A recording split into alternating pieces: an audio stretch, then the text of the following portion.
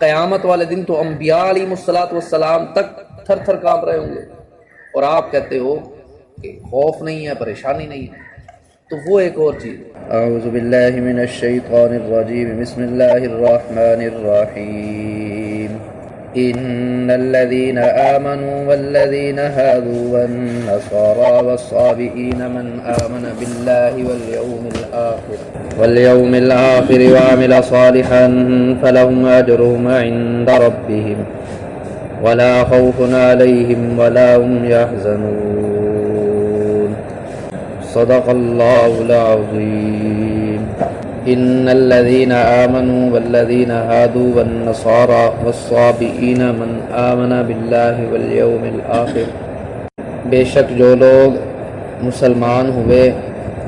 والذین ہادو اور جو لوگ یہودی ہوئے، والنصارى اور نصارہ، والصابئین اور صابئین، من آمن باللہ والیوم الآخر جو ایمان لایا ان میں سے اللہ پر، والیوم الآخر اور روز قیامت پر، وعمل صالحا اور کام کیے نیک، فلہم اجرہم عند ربہم تو ان کے لیے ہے ان کا ثواب ان کے رب کے پاس، ولا خوف علیہم ولا هم یحزنون اور نہیں ان پر کچھ خوف اور نہ وہ غمگین ہوں گے۔ ان الذین آمنوا والذین ہادوا، یہاں سے اللہ تبارک و تعالی آپ صلی اللہ علیہ وآلہ وسلم کے زمانہ میں جو مختلف فرقوں والے لوگ تھے ان کو اللہ تبارک و تعالی نے بیان فرمایا۔ اس سے پہلے بنی اسرائیل کی بات چل رہی تھی، اس رکوع سے اللہ تبارک و تعالی اور مختلف گروہوں کا تذکرہ فرما رہے ہیں جو آپ صلی اللہ علیہ وآلہ وسلم کے زمانے میں تھے۔ ایک تو ایمان والے تھے، سب سے پہلے ان کا تذکرہ بیان فرمایا، اس کے بعد اللہ تبارک و تعالیٰ نے فرمایا والذین ہادوا اور جو لوگ یہودی ہوئے۔ ظاہراً سیدھا سادہ تو یہی ہے کہ یہودی کہتے ہیں جو حضرت موسیٰ علیہ السلام کے پیروکار تھے، تورات کو مانتے تھے، لیکن ان کو یہودی کیوں کہا جاتا ہے؟ ہادا یہود ہودن، اس کا مطلب ہے رجوع کرنا۔ ان کے بڑے جنہوں نے بچڑے کی عبادت کی تھی نا، جیسا میں نے آپ کو پہلے بتایا، تو پھر ان کو بات سمجھ لگی تو انہوں نے کہا ہم توبہ کرتے ہیں۔ اللہ تبارک و تعالیٰ نے توبہ کے لیے شرط یہی قرار دی، تمہاری توبہ اسی وقت ہی ہے، اسی وقت قبول ہوگی جب تم قتل ہو جاؤ۔ جنہوں نے بچڑے کی عبادت کی ہے وہ مر جائیں، بس یہی توبہ ہے۔ وہ تو مر گئے، لیکن جو ان کے بعد باقی بچ گئے تھے، یعنی کہ جو ان کے بعد میں آئے، یا اسی طرح جنہوں نے اس وقت بچڑے کی عبادت نہیں کی تھی، تو انہوں نے کہا تھا انا ہدنا الیک، بے شک باری تعالیٰ ہم آپ کی طرف رجوع کرتے ہیں، تو اس وجہ سے ان کا نام یہودی پڑ گئے۔ بعض راہ یہ بھی فرماتے ہیں کہ حضرت یعقوب علیہ السلام کے بڑے بیٹے کا نام یہودا تھا، ان کی طرف نسبت کرتے ہوئے ان کو یہودی کہتے ہیں۔ دوسرا لفظ آیا نصارہ، دوسرا گروہ جو آپ صلی اللہ علیہ وسلم کے زمانے میں موجود تھا وہ تھا نصرانیوں کا۔ تو نصرانی کون سے تھے؟ حضرت عیسیٰ علیہ السلام کو مانتے تھے اور انجیل کے پیروکار تھے، ان کو عیسائی بھی کہتے ہیں۔ تو ان کا نام نصارہ کیوں پڑا؟ حضرت عیسیٰ علیہ السلام نے فرمایا تھا لوگ مجھے تکلیفیں دے رہے ہیں، مجھے ضائع حق پر چلنے سے روک رہے ہیں، تو من انصاری اللہ، کون میری مدد کرے گا؟ تو جو حضرت عیسیٰ علیہ السلام کے متبعین تھے، پیروکار تھے، جو ان کے ماننے والے تھے، انہوں نے کہا تھا نحن انصار، ہم آپ کی مدد کرنے کو تیار ہیں، اس وجہ سے ان کا نام نصرانی پڑ گیا۔ بعض راہ یہ بھی فرماتے ہیں کہ حضرت عیسیٰ علیہ السلام جس محلہ میں پیدا ہوئے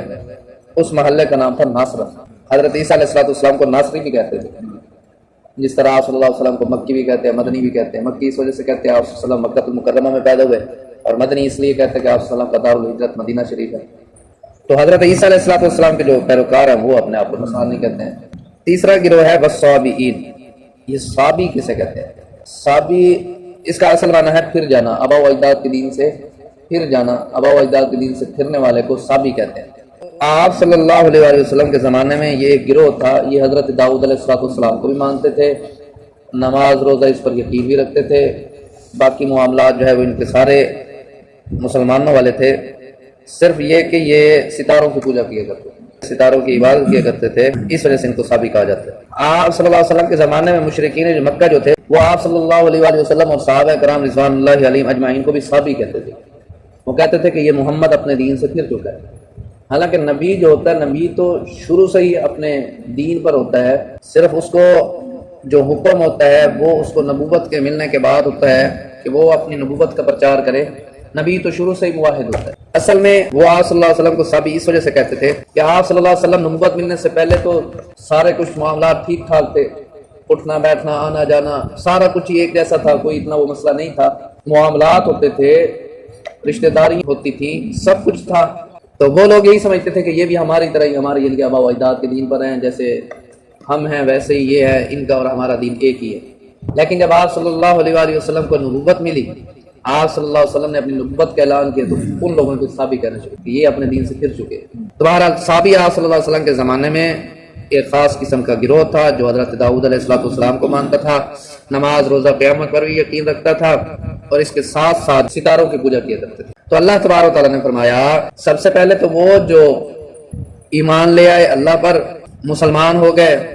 اور اسی طرح یہودی ہو گئے، نصرانی ہو گئے، صابی ہو گئے، ایمان والے تو وہ تو واقعی اللہ تبارک و تعالیٰ کے نبی علیہ السلام کے ساتھ ہیں۔ اسی طرح یہودی ہو گئے یا عیسائی ہو گئے یا صابی ہو گئے، ان میں سے اگر کوئی ایمان لے آیا، اگر کوئی مسلمان ہو گیا، اگر کسی نے اللہ کے نبی جناب نبی کریم صلی اللہ علیہ وآلہ وسلم کا دامن رحمت تھام لیا، مسلمان ہو گیا، کلمہ پڑھ لیا، اسلام قبول کر لیا، ایمان کو قبول کرنے کے ساتھ ساتھ جو ہے اس نے نیک اعمال بھی کیے، جیسا کہ اللہ تبارک و تعالیٰ قرآن پاک میں ارشاد فرماتے ہیں من آمن باللہ والیوم الآخر، جو ایمان لے آیا ان میں سے، سارے کے سارے یہودی نہیں، سارے کے سارے عیسائی نہیں، سارے کے سارے صابی نہیں، جو ان میں سے ایمان لے آیا اللہ پر اور روز قیامت پر، وعمل صالحا، صرف ایمان لانا ہی کافی نہیں ہے بلکہ ایمان کے ساتھ ساتھ اعمال صالحہ بھی ہوئی۔ تو اللہ تعالیٰ فرماتا ہے فلہم اجرہم عند ربہم، تو ان کے لیے ہے ان کا ثواب ان کے رب کے پاس۔ اللہ تعالیٰ ان کو ایک اجر عطا فرمائیں گے، وہ اجر کیا ہوگا؟ اللہ تبارک تعالیٰ ان کو جنت میں داخل فرما دیں گے۔ ولا خوف علیہم ولا هم يحزنون، اور نہ تو ان پر کوئی خوف ہوگا اور نہ ہی وہ غمگین ہوں گے۔ خوف اور حزن، خوف کسے کہتے ہیں؟ آئندہ کوئی واقعہ پیش آنے والا ہو اور اس کی جو پریشانی ہوتی ہے تو اسے کہتے ہیں خوف۔ اور اسی طرح حزن، غمگین، وہ گزشتہ واقعے پر انسان ہوتا ہے، یار مجھے یہ غم لگا ہوا ہے کہ یار میرے سے یہ کیوں ہو گیا۔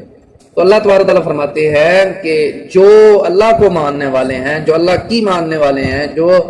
دین اسلام پر ہے، جو شریعت کے پیروکار ہے، متبع ہے، ان کے لیے نہ تو کوئی خوف ہے اور نہ ہی وہ غمگین ہوں گے۔ کل قیامت کا جو دن ہوگا نا، تو اللہ تبارک تعالیٰ اس منظر کو یہاں بیان فرما رہے ہیں کہ قیامت والے دن نہ تو ان کو کوئی خوف ہوگا اور نہ ہی وہ غمگین ہوں گے۔ خوف اس وجہ سے نہیں ہوگا کہ انہوں نے دنیا اچھی گزاری ہوگی، ان کو پتہ ہے کہ اللہ تبارک تعالیٰ میں جنت میں داخل فرمائیں گے، اور غم اس وجہ سے نہیں ہوگا کہ چونکہ دنیا ان کی اچھی گزری ہے اور اس اچھے گزرنے پر ان کو کوئی ملال نہیں ہے، ان کو کوئی ملامت نہیں ہے، ان کو یہ افسوس نہیں ہے ہائے میں نے یہ گناہ کیوں کر دیا، میں نے یہ گناہ کیوں کر دیا، میں نے یہ گناہ کیوں کر دیا، یعنی اپنی پچھلی زندگی پر مطمئن۔ تو دونوں ہی ان کے لیے نہیں ہوئے۔ اب یہاں سوال ہوتا ہے کہ قیامت والے دن تو انبیاء علیہ السلام تک تھر تھر کانپ رہے ہوں گے، اور آپ کہتے ہو کہ خوف نہیں ہے، پریشانی نہیں ہے، تو وہ ایک اور چیز ہے، ان کو وہ اس طرح کا خوف ہوگا، ان کو اس طرح کا غم ہوگا نہیں۔ اس کی مثال آپ یوں سمجھ لیجئے، ایک خوف ہوتا ہے استاذ کا، اب استاذ کا جو خوف ہوتا ہے وہ اس کے ادب کی وجہ سے ہوتا ہے، اور ایک خوف یہ ہوتا ہے کہ موذی کے شر سے بچنے کے لیے، جیسے مثال کے طور پر آگے سانپ کھڑا ہے، اب خوف اس سے بھی آ رہا ہے، خوف اس سے بھی آ رہا ہے نا، اب اس کا خوف جو ہے وہ ادب کی وجہ سے نہیں، اس کا خوف اس کے شر کے بچنے سے، شر سے بچنے کے لیے۔ انبیاء علیہ السلام کو جو خوف ہوگا وہ اللہ تبارک و تعالیٰ کا ادب کی وجہ سے ہوگا، کہ اللہ تبارک و تعالیٰ کا جلال ہوگا، اللہ تبارک و تعالیٰ اپنے جلال میں ہوں گے، وہ انبیاء علیہ السلام جو تھر تھر کانپ رہے ہوں گے وہ ان کے ادب کی وجہ سے۔ اصل خوف اور غم جو ہے وہ کافروں کو ہوگا کہ ان کو پتا ہوگا کہ دنیا ہم کیسے گزار کے آئے ہیں اور آگے ہمارے ساتھ کیا معاملہ ہونے والا ہے، تو وہ خوف جو ہے نا جو کافروں کو ہونے والا ہے وہ ایمان والوں کو نہیں۔